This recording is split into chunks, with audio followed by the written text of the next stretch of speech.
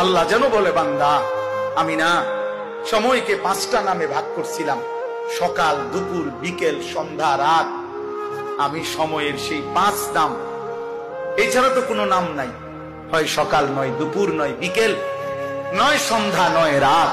আমি না তোমার সকালেও ডাকছিলাম, দুপুরেও ডাকছিলাম, বিকেলেও ডাকছিলাম, সন্ধ্যায়ও ডাকছিলাম, রাতেও ডাকলাম, ফজরেও ডাকলাম, জোহরেও ডাকলাম, আসরেও ডাকলাম, মাগরিবেও ডাকলাম, এশার নামাজেও ডাকলাম।